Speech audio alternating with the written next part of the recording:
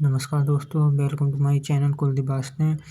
जैसा कि सभी को पता है, क्लास 12th के बच्चों को फिजिक्स से बहुत डर लगता है। इसलिए आज हम जानेंगे फिजिक्स के सीक्रेट पॉइंट्स के बारे में, जिसको आप फॉलो करके बहुत अच्छा स्कोर कर सकते हैं फिजिक्स में। चलिए स्टडी क्लास 12th की फिजिक्स की स्टडी शुरू करते हैं।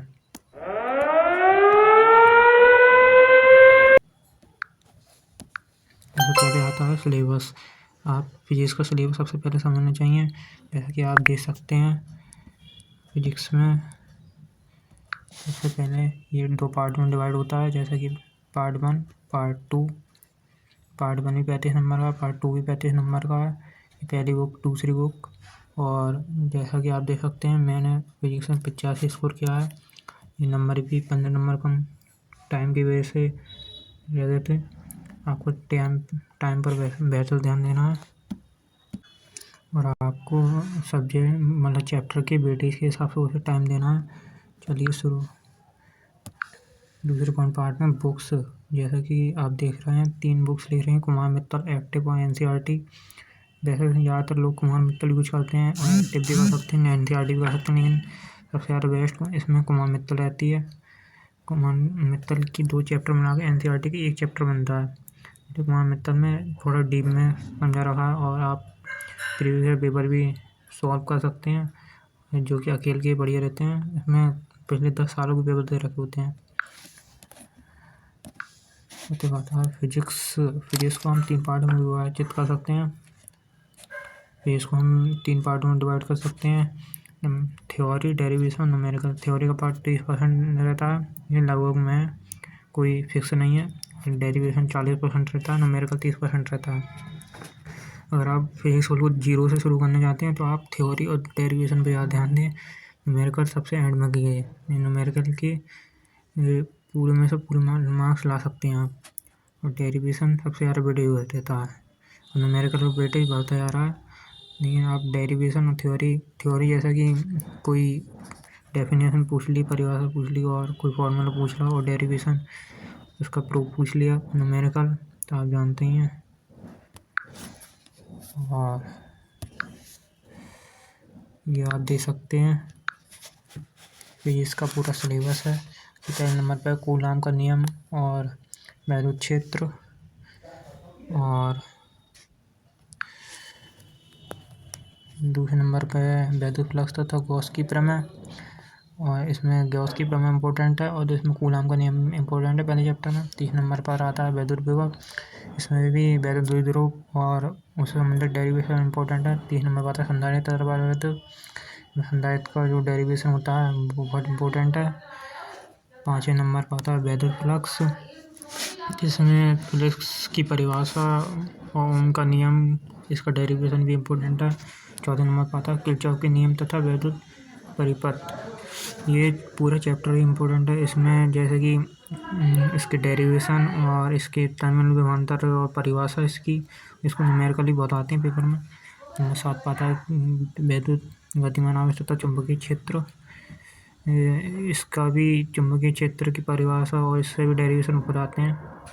और नंबर 8 पर आता है धारा, वैद्युत तथा बलागुण का आघूर्ण, चल कुंडल धारामापी। इसमें चल कुंडल धारामापी की वो डेरिवेशन ज़्यादा पूछा जाता है।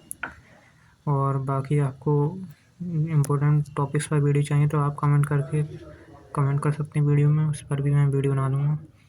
नंबर आता है पृथ्वी का चुंबकीय तथा चुंबकीय पदार्थ। इससे तो ज़्यादा परिभाषा ज़्यादा पूछी जाती हैं। और देख सकते हैं विद्युत चुम्बकीय प्रेरण, इससे ये भी चैप्टर बहुत इम्पोर्टेंट है। इसके न्यूमेरिकल भी बहुत आते हैं, फैराडे के नियम और इससे संबंधित बहुत आते हैं। प्रत्यावर्ती धारा, ये इस चैप्टर सबसे ज़्यादा न्यूमेरिकल आते हैं। ये पूरे चैप्टर ही सबसे ज़्यादा इम्पोर्टेंट है। एलसी परिपथ, एलसीआर और विद्युत चुम्बकीय तरंग आती हैं। ये भी चैप्टर अकेला 4 नंबर का है। इसको आप पूरा तैयार करके आइए, इसकी परिभाषा आती हैं। और ये दूसरी बुक आ गई, इसमें आता है प्रकाश का परावर्तन तथा गोलीय दर्पण। ये ऑप्टिक्स सबसे ज़्यादा नंबर की होती है। ऑप्टिक्स में आप देख सकते हैं सभी चैप्टर हैं। इसमें न्यूमेरिकल और परिभाषा दोनों आती हैं। प्रिज्म से एक डेरिवेशन है, इसका डेरिवेशन बहुत इंपॉर्टेंट है। मानव नेत्र, इसकी परिभाषा इंपॉर्टेंट है। प्रकाशिक यंत्र, ये सूक्ष्म राशि इंपॉर्टेंट है। और ये तरंग प्रकाश की हाइगेंस का सिद्धांत सबसे ज़्यादा इम्पोर्टेंट है। और व्यतिकरण, ये भी, इससे भी 2-3 डेरिवेशन आते हैं और परिभाषा भी आती हैं। और नंबर ये विवर्तन की परिभाषा और विवर्तन का डेरिवेशन। और ध्रुवण की परिभाषा आती है और इससे भी परिभाषा ज़्यादा पूछी आती हैं। और प्रकाश वैद्युत प्रवाह तरंगें, इसका ये डेरिवेशन बहुत ज़्यादा इम्पोर्टेंट है, ये फोटोन वाला। और परमाणु की संरचना, इससे जंगी वाले क्वेश्चन ज़्यादा आते हैं। रदरफोर्ड का परमाणु मॉडल, अल्फा किरण और जो प्रकाश किरणें और नाभिक की संरचना, ये सब ये पूरी यूनिटी थ्योरी वाली है। रेडियोधर्मिता ये कट गया है। और रेडियोधर्मिता कट गया है ये। और ये नाभिकीय ऊर्जा, इससे भी क्वेश्चन बहुत आते हैं। और अर्धचालक संधि, डायोड तथा ट्रांजिस्टर, ये सबसे ज़्यादा इम्पोर्टेंट चैप्टर है। और ये नीचे के, और ये आप नीचे के जो चैप्टर देख रहे हैं ये कट गए हैं। और ये अर्धचालक संधि, इससे ये चैप्टर करीब 6 या 7 नंबर पूछा जाता है। ये चैप्टर बहुत इम्पोर्टेंट है, आप देख सकते हैं, ये पूरा सिलेबस है। और फिजिक्स से कोई भी क्वेश्चन पूछ सकते हैं आप कमेंट में। Thank you. चैनल को सब्सक्राइब कीजिए। और आपने जनरल हिंदी की स्टडी नहीं देखी है तो आप स्क्रीन पर दिख रहे वीडियो को क्लिक कर सकते हैं।